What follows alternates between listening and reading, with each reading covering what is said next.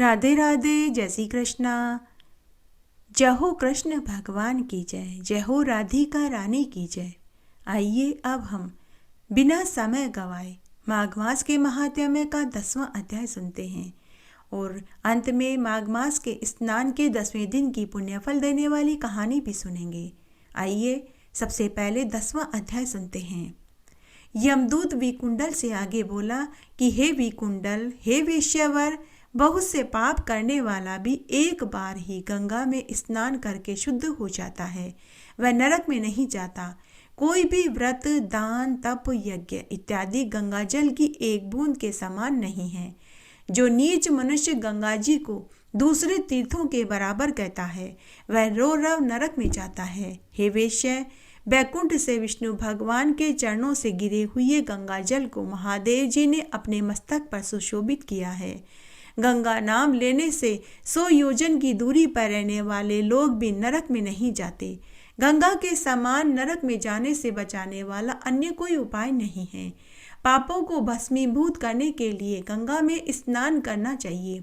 हे वेश्य, जो मनुष्य कीचड़ में धसी हुई गाय को निकालते हैं, रोगी की रक्षा करते हैं, गौशाला में मरते हैं तथा जिसने दान लेना छोड़ दिया है, वे लोग गगन में तारे बनकर चमकते हैं। प्रातःकाल स्नान करके जो नित्य प्रति 16 प्राणायाम करते हैं, वह यमलोक को नहीं जाते।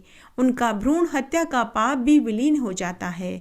तप, व्रत व अन्य नियमों का पालन करने वाले का, 1000 गाय का दान करने वाले का तथा 1 माह तक कुशाग्र द्वारा गंगाजल पान करने वाले का फल 100 वर्ष प्राणायाम करने के बराबर जितना फल देता है।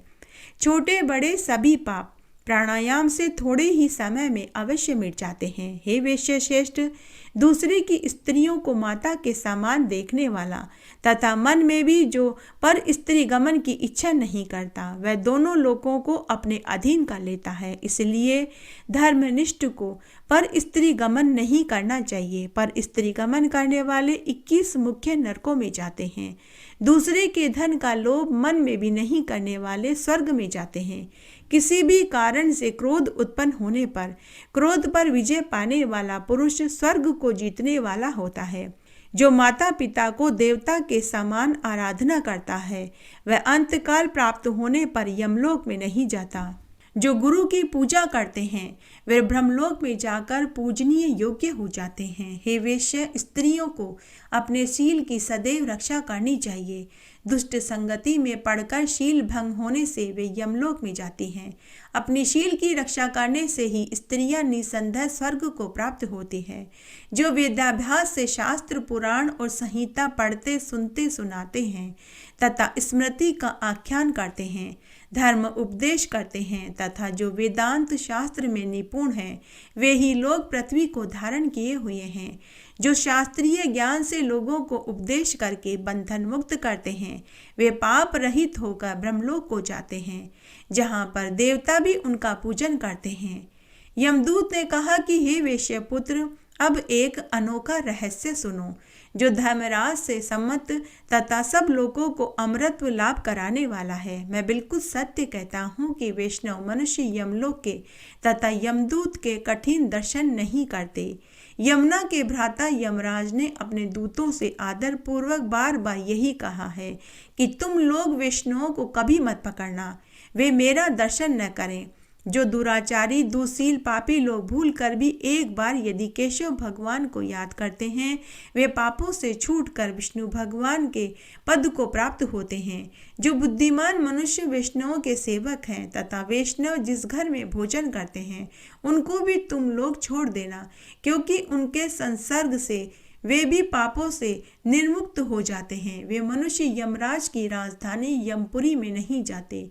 विष्णु में भक्ति न करने वाला ब्राह्मण संसार में चांडाल के समान देखा जाता है। वैष्णव चाहे नीच वर्ण का क्यों न हो, वह भी तीनों लोकों को शुद्ध करता है। माता पिता इन दोनों के कुल के घर में जब हरि भक्त पुत्र उत्पन्न होता है तो उनके नरक में पड़े हुए पितर लोग भी स्वर्ग में सुख भोगते हैं। वैष्णव भक्त के घर का अन्न ही सर्वोत्तम होता है। यदि वैष्णव के घर का अन्न न मिले तो जल पीकर ही रह जाना चाहिए। गोविंदाय नमो नमः इस मंत्र का जपता हुआ मरने वाला मनुष्य यम का दर्शन नहीं करता। हम लोग भी उनको नहीं देखते।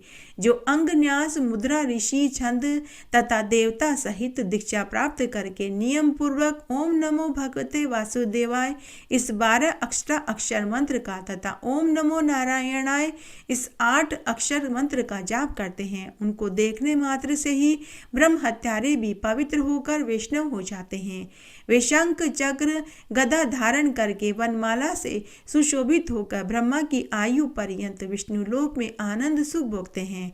जो हृदय में, सूर्य में, जल में, मूर्ति या स्तंडिल में हरि भगवान का पूजन करते हैं, वे मनुष्य विष्णु के श्रेष्ठ पद को प्राप्त होते हैं। इसमें कोई संदेह नहीं है।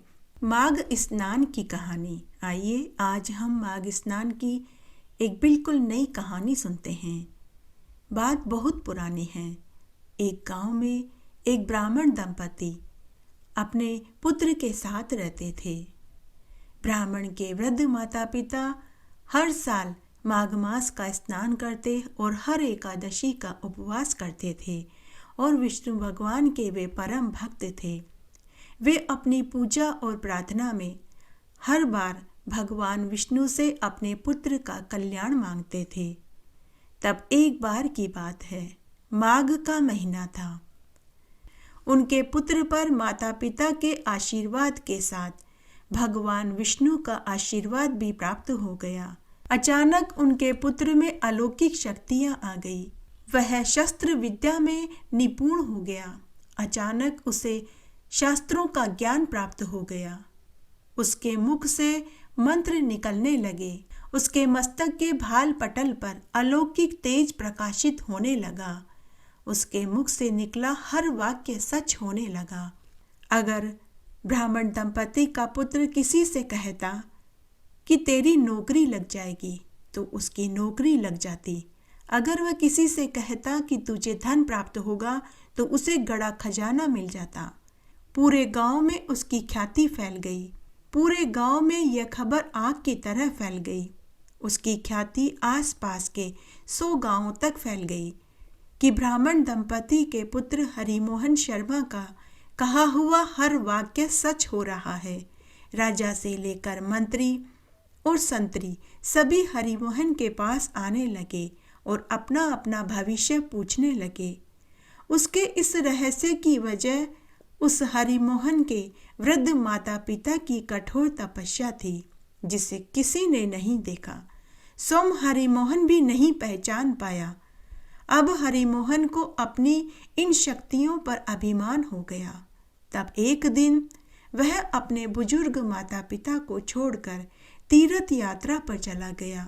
माघ का महीना चल रहा था। कड़ाके की सर्दी पड़ रही थी। बुजुर्ग ब्राह्मण दंपति न खुद से उठ सकते थे, न चल सकते थे, न ही वे भोजन का प्रबंध खुद कर सकते थे। उन्होंने अपने पुत्र को बार बार आवाज लगाई कि हे पुत्र, तुम हमें इस अवस्था में अकेले छोड़कर कहाँ चले गए? पुत्र, हम तुम्हें कहाँ खोजें? पुत्र, तुम्हारे वियोग से तुम्हारी माता कुररी पक्षी की भांति विलाप कर रही है। हे पुत्र, तुम्हारे मुखमंडल की शोभा देखकर ही हमारा दिन और शाम होता है। हे पुत्र, तुम तो हमें बताए बिना कहीं नहीं जाते, फिर आज तुम हमें अनाथ करके कहाँ चले गए? तब ब्राह्मण दंपति की दर्द भरी करुणामयी रुदन को उनके घर के बाहर से किसी गांव वाले ने सुना तो उसने घर के भीतर जाकर ब्राह्मण दंपति से कहा कि आपका पुत्र कल गांव में सबसे कहता फिर रहा था कि वह तीर्थ यात्रा पर जाएगा, तो हो सकता है कि आपका पुत्र तीर्थ यात्रा पर चला गया। गांव वाले के ऐसा कहते ही ब्राह्मण दंपति के आंखों के आगे अंधेरा छा गया। कानों से सुनाई देना बंद हो गया। सांस लेना जैसे दूभर हो गया। उस घटना के कुछ दिनों के बाद ही दोनों ब्राह्मण दंपति 1-2 दिन के अंतराल में मृत्यु को प्राप्त हो गए। गांव वालों ने ही उनकी अंतिम क्रिया संपन्न करवाई। उधर हरिमोहन को इसका पाप दोष लगा। वह तो सोच रहा था कि मेरा जैसा पुण्य आत्मा और महायशस्वी दूसरा और कोई नहीं। वह अपने बुजुर्ग माता पिता को बिना बताए घर छोड़कर तीर्थ यात्रा पर चला गया, जिसका उसे यह पाप दोष लगा कि उसके अंदर जितनी भी अलौकिक शक्तियां उसे प्राप्त हुई थी वे सब क्षीण हो गई। इस बात का पता उसे भी नहीं चला। वह तो यह सोच रहा था कि मेरा जैसा पुण्य आत्मा और महायशस्वी दूसरा और कोई नहीं। एक दिन वह मुंह ऊपर करके यही बात मन ही मन सोच रहा था कि तभी एक चील ने उसके ऊपर बीट कर दी। तभी हरिमोहन को भयंकर क्रोध आया। उसने क्रोध में आकर चील को शाप दिया कि जा तू राख के ढेर में बदल जा। उसी क्षण वह चील राख के ढेर में बदल गई। चील के मृत्यु होते ही हरिमोहन की तमाम अंदरूनी शक्तियां क्षीण हो गई। एक तो उसने अपने माता पिता का अनादर किया कि उन्हें बिना बताए इस अवस्था में छोड़कर अकेले ही तीर्थ यात्रा पर निकल आया। ऐसे माता पिता जिनकी तपस्या से उस हरिमोहन को अलौकिक शक्तियां प्राप्त हुई थी, उन्हीं माता पिता को जो चलने फिरने में असमर्थ थे, उन्हें अकेला असहाय करके तीर्थ यात्रा पर निकल आया। इसी पाप दोष के कारण उसकी सभी शक्तियां क्षीण हो गई। इसी पाप दोष के कारण न केवल उसकी शक्तियां क्षीण हो गई बल्कि उसके पूरे शरीर पर कोढ़ निकल आया। अब वह किसी से भी कुछ भी कहता तो वह असत्य होने लगा। लोग उसे पत्थर मारकर ढोंगी कहने लगे और उसका घोर अपमान करने लगे। तब एक दिन वह एक आश्रम में एक संत के पास गया और अपने पाप कर्म के बारे में पूछने लगा। तब उस संत ने कहा कि हे पुत्र, तुमने अपने माता पिता का अनादर किया। तुम्हारे अंदर जो अंदरूनी शक्तियां थी वो तुम्हारे माता पिता की ही देन थी। तुमने अपने माता पिता को ऐसी अवस्था में अकेला छोड़ दिया जब वे खुद चल फिर भी नहीं सकते थे। हे पुत्र, तुमने चील को भी बेवजह शाप दिया क्योंकि उसने बीट किया। यह उसकी गलती नहीं थी। तुमने मुंह ऊपर करके अपनी शक्तियों पर अभिमान किया।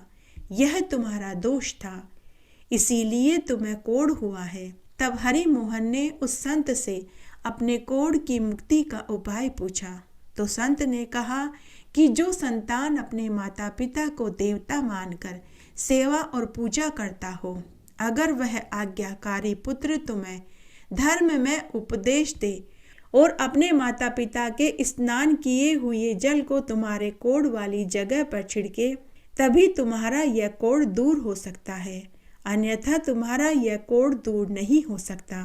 तब हरिमोहन ने संत महात्मा से पूछा कि मुझे ऐसा आज्ञाकारी पुत्र कहाँ मिलेगा। तो संत ने कहा कि इसी गांव के अंतिम छोर पर एक चांडाल है। वह अपने माता पिता की सेवा पूरे तन मन धन से निस्वार्थ भाव से करता है। तुम उसके पास जाओ, वो ही तुम्हारा कल्याण करेगा। उसके बाद हरिमोहन गांव में पूछता पूछता चांडाल के घर पहुंचा। उस समय वह चांडाल अपने माता पिता की सेवा कर रहा था। वह चांडाल हर तरह से अपने माता पिता की सेवा में लीन था। वह जाड़े के दिनों में नहाने के लिए उन्हें गर्म पानी करके देता था। उनके शरीर पर तेल की मालिश करता, तापने के लिए अंगीठी जला कर के देता, भोजन में उन्हें गरम गरम खिचड़ी, दलिया, दूध देता और गर्मी के मौसम में वह पंखा झलता। माता पिता के पास बैठकर उन्हें किस्से, कथा, कहानियों को बड़े प्रेम भाव से सुनाता। इन पुण्यों कर्मों के कारण चांडाल के घर पर कोटि देवी देवताओं का आशीर्वाद था। भगवान श्री हरि और माता लक्ष्मी की उसके ऊपर असीम अनुकंपा थी। जब हरिमोहन उस चांडाल के घर के दरवाजे पर पहुंचा तो उसने बाहर से ही आवाज लगाई। तो चांडाल ने भीतर से कहा कि हे अतिथि, तुम ठहरो, मैं अभी अपने माता पिता की सेवा कर रहा हूँ। मैं इस समय आपके पास नहीं आ सकता। आप दरवाजे पर ही ठहरिए, मैं थोड़ी देर में आता हूँ। चांडाल के ऐसा कहते ही हरिमोहन आग बबूला हो गया। वह बोला कि अरे मूर्ख, तू जानता नहीं मैं कौन हूँ। मुझ ब्राह्मण की आतिथ्य सेवा से भला कौन सा कार्य तेरे लिए बड़ा है। अगर तू इसी क्षण मेरे पास नहीं आया तो मैं तुझे शाप दे दूंगा। तो भीतर से ही चांडाल ने कहा कि हे ब्राह्मण देव, मैं चील नहीं हूँ। आपका क्रोध चील को भस्म कर सकता है, मुझे नहीं कर सकता। अब आपका कोई भी कहा हुआ वाक्य सत्य नहीं होगा। चांडाल के ऐसा कहते ही हरिमोहन चुप हो गया। वह जान गया था कि उसने क्रोध करके अपना पहले ही बहुत भारी नुकसान कर लिया है। तो हरिमोहन चांडाल के दरवाजे के बाहर बैठ गया। तब चांडाल अपने माता पिता की सेवा शुश्रूषा करके उन्हें भोजन आदि खिलाकर नरम रजाई गद्दों पर सुलाकर ब्राह्मण के पास आया और धर्म में प्रवचन देने लगा और बोला कि हे ब्राह्मण देव, सबसे पहला कर्म मनुष्य का माता पिता की सेवा है।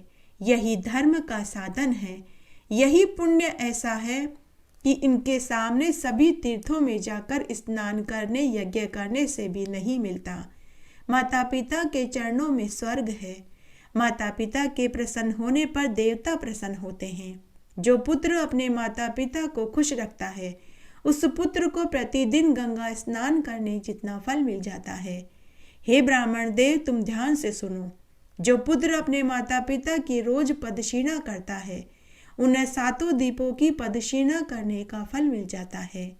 माता पिता को प्रणाम करते समय जिसके हाथ मस्तक घुटने पृथ्वी पर टिकते हैं, वह अक्षय कोटि गुना आनंद सुख भोग कर मरने पर स्वर्ग सुख पाता है।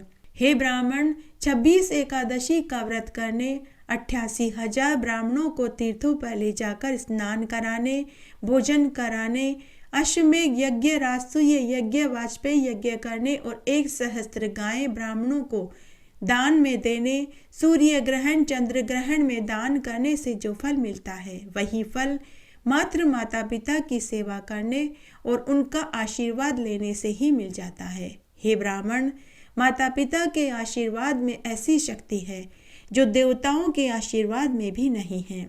जब तक माता पिता के चरणों की रज कण पुत्र के मस्तक पर लगती है, तब तक ही पुत्र शुद्ध पवित्र रहता है। उस पुत्र के सारे पाप धुल जाते हैं।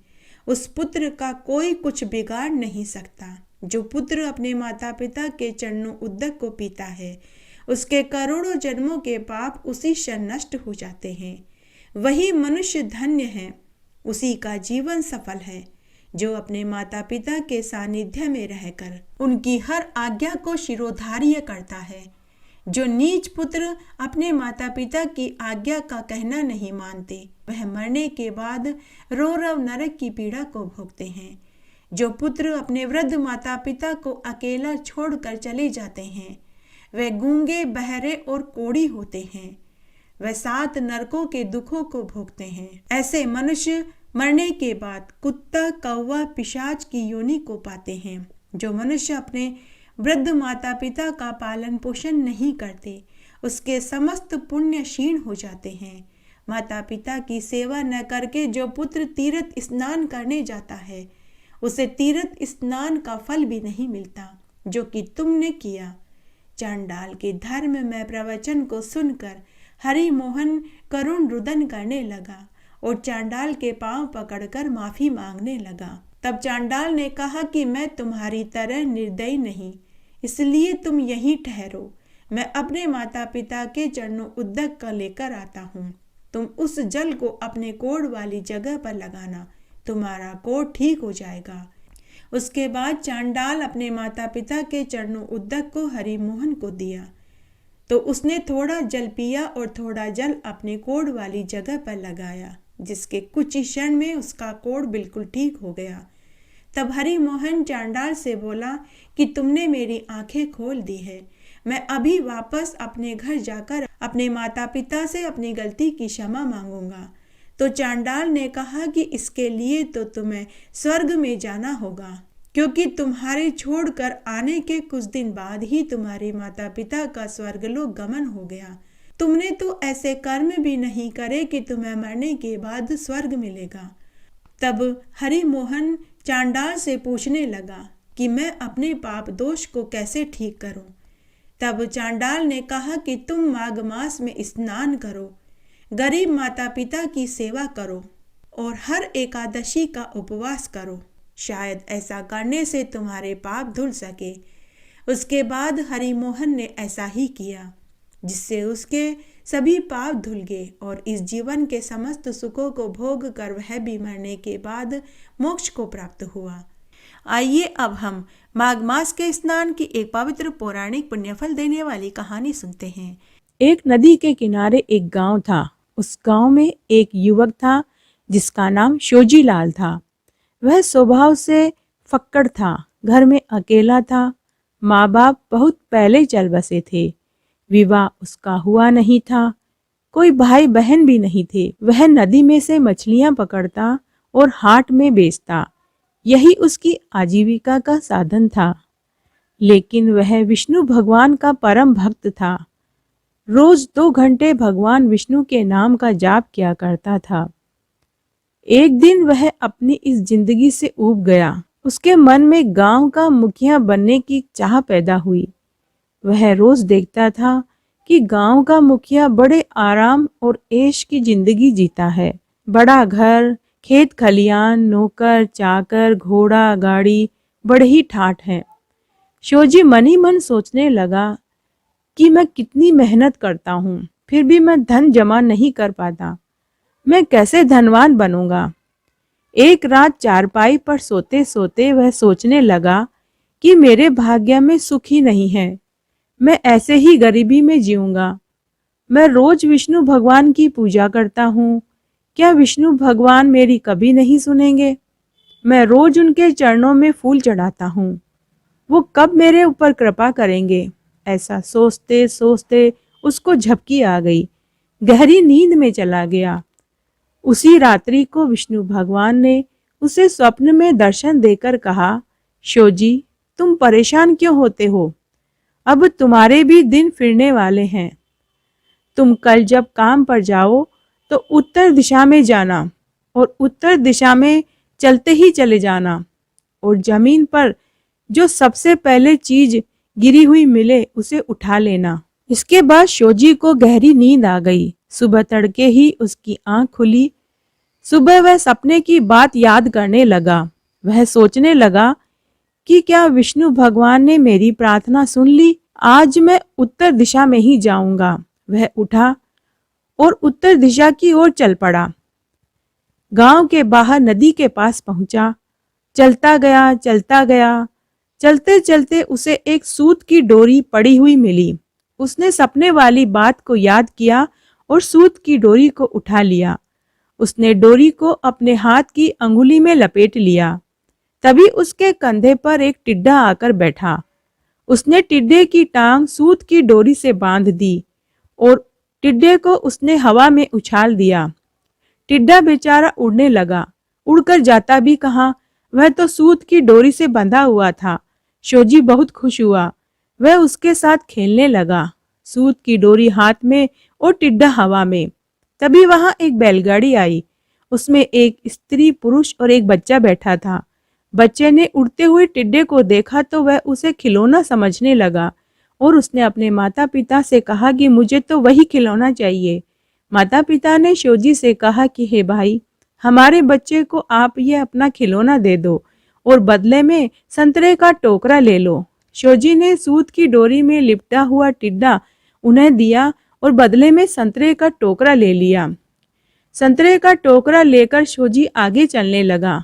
तभी उसे गांव की सड़क के किनारे 2 पति पत्नी मिले। पत्नी बेहोश थी। शोजी ने पूछा कि आपकी पत्नी को क्या हुआ? तो उसका पति बोला कि धूप की गर्मी से इसे चक्कर आ गए हैं। मैं कपड़े का व्यापारी हूँ, इस गांव में कपड़े बेचने आया था। तभी शोजी ने उन्हें 2 संतरे दिए।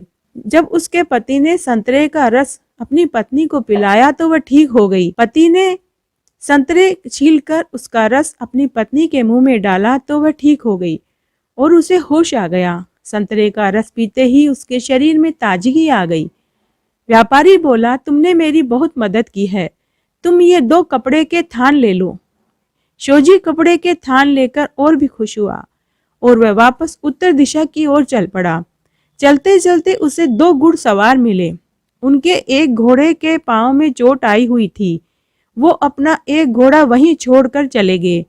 तब शोजी ने उस घोड़े के पांव में जो चोट आई थी वह जड़ी बूटी जानता था। वह पहाड़ी पर से जड़ी बूटी लाया और उसे घिसकर घोड़े की टांग पर लगा दिया। थोड़ी ही देर में घोड़ा ठीक हो गया। घोड़े को पाकर शोजी और भी खुश हुआ। अब वह घोड़ा, संतरा और कपड़े का थान लेकर आगे चलने लगा। आगे जाने पर उसे एक बहुत सुंदर घर दिखाई दिया। अंधेरा भी होने वाला था। शोजी ने उसी घर में रहने की सोची। घर के बाहर 2 बुजुर्ग दंपति बैठे थे। उनके पास 2 थैले थे। शायद वो कहीं जाना चाह रहे थे। शोजी को देखते ही वो दोनों मुस्कुराने लगे। उन्होंने शोजी से कहा कि भाई, तुम ठीक समय पर आए हो। हम दोनों पति पत्नी तीर्थ यात्रा पर जाने के लिए बैठे थे, लेकिन कोई सवारी नहीं मिली। क्या तुम अपना घोड़ा हमें दे दोगे? बदले में ये घर, खेत, खलियान ले लो। हम लंबी दूरी की यात्रा पर जा रहे हैं, न मालूम कब लौटें, और अगर हम वापस लौटे तब तक तुम इस खेत खलियान को अपना ही समझकर रहो। हमारे कोई औलाद नहीं है। हम तुम्हें ही अपना बेटा समझते हैं। हम तुम्हें ही अपना बेटा बनाते हैं। शोजी बोला, माँ बाबा, ये खेत खलियान आपके ही हैं। जब तक आप वापस नहीं आते हैं मैं इनकी देखभाल करूंगा। बुजुर्ग दंपति बोले, बेटा, आज से तुम हमारी ही औलाद हो। ये खेत खलियान आज भी तुम्हारा है और कल भी तुम्हारा ही रहेगा। शोजी ने उनको पांव छूकर घोड़े पर बैठाया और विदा कर दिया। शोजी उस सुंदर घर में आया। वह एक खेत का मालिक भी बन गया। वह एक आलीशान मकान में पलंग पर उस रात्रि को सोने लगा तो उसने मन ही मन पिछली रात वाले सपने को याद करने लगा और उसने विष्णु भगवान को धन्यवाद दिया। उसकी आंखों में सुख भर नींद तैरने लगी। तो हे विष्णु भगवान, जैसे आपने शोजी की मदद की वैसे सबके करना, कहने वाले की, सुनने वाले की और हुकारा भरने वाले की। इस तरह आज हमने माघ मास का 10वां अध्याय सुना। आशा करती हूँ यह आपको जरूर पसंद आएगा और आपको इस महात्म्य और कथा को सुनने का पूरा फल प्राप्त होगा। आपके ऊपर भगवान विष्णु की कृपा हमेशा बरसती रहेगी। आपके घर में स्थायी लक्ष्मी का वास रहेगा। इस तरह आज हमने माघ मास का 10वां अध्याय सुना और 10वें दिन की पुण्यफल वाली कहानी सुनी। मेरे साथ बने रहने के लिए आपका धन्यवाद। आगे आने वाली कथा कहानी के लिए भी आप इसी तरह मेरे साथ बने रहें। धन्यवाद।